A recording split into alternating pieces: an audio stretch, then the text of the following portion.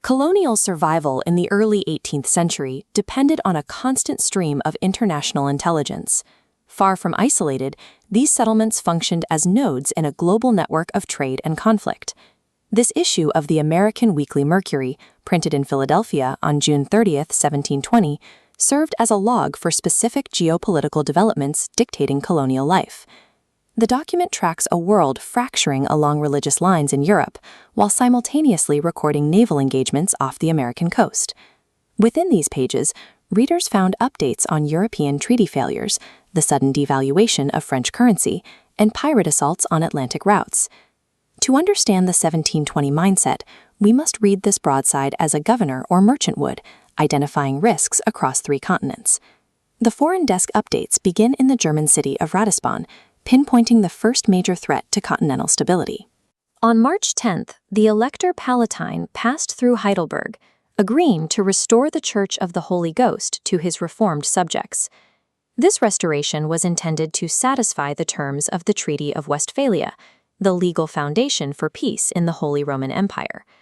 However, the dispatch records a formal protestation entered by the Protestant princes and the evangelic body, who remained suspicious of the elector's true motives. The specific grievance involves the elector expanding the rights of Roman Catholics while seizing the ecclesiastical revenues of his subjects.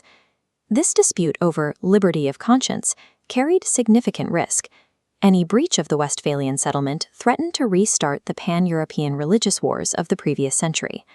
Stability was equally fragile to the east. In Danzig, the Polish Great Council was attempting to negotiate a peace treaty with Sweden. The primary obstacle cited is the Pope's nuncio, who feared the treaty would grant too many advantages to the Protestant religion.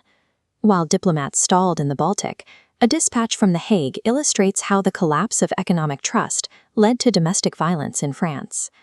The report blames frequent alterations in the French coin, a policy of monetary manipulation that destabilized the national currency. In Lille, shops remained closed for days. The rural population responded by withholding food supplies, effectively blockading the city's provisions.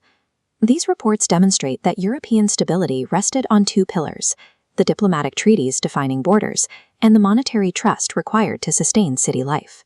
Away from the capitals, the international maritime supply lines faced a different form of assault: organized pirate fleets off the coast of Guinea. Intelligence from London confirms the capture of the Petersburg galley and the total plundering of the ship Victory by these pirate groups. 3 other vessels, the Widow, the Prince, and the John, narrowly avoided capture.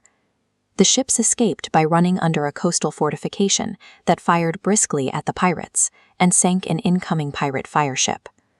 For American merchants, these dispatches were not stories of adventure. They were critical assessments of the trade routes that supported the colonial economy. Maritime violence eventually reached the American coastline, transitioning from distant African waters to the ports of Philadelphia and New York. On June 27th, a sloop arriving from South Carolina reported being chased by 2 vessels off the Capes of Delaware. The following day, a second vessel, a brigantine, was hunted by 2 armed sloops in the same waters. The pursuers hoisted Spanish colors and fired 3 rounds at the merchant vessel before it managed to escape. A private letter from St. Thomas confirms that Captain King's sloop was successfully overtaken by 2 Spanish privateers and his crew taken as prisoners to Puerto Rico. This data shows the intersection of diplomacy and violence. While Europeans debated treaty clauses, colonists were dodging live fire just miles from their own shores. Alongside these security reports, the Mercury tracked social and commercial data points that indicated the scale of 18th century trade. A London dispatch from April 16th details the sale of a great ox for the high price of 100 guineas. The document records the animal's dimensions, 120 inches in girth and 14 feet in length, as a matter of significant public interest. The Mercury also provides a status report on Governor Robert Hunter, confirming he is in perfect health in Great Britain.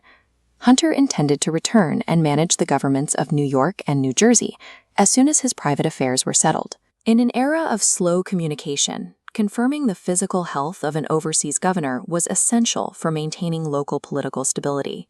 The June 30th brief connects religious schisms in Heidelberg to privateer activity off Sandy Hook.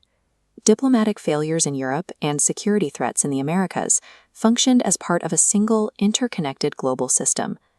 This single broadside captures the volatile environment of the 1720s. To read the news in colonial America was to map a world where centuries-old European treaties and new maritime borders were tested daily with both gunpowder and ink. The readers of this broadside were informed actors in a global system, using international intelligence to navigate the 1720s. The Daily Dispatch, history in print.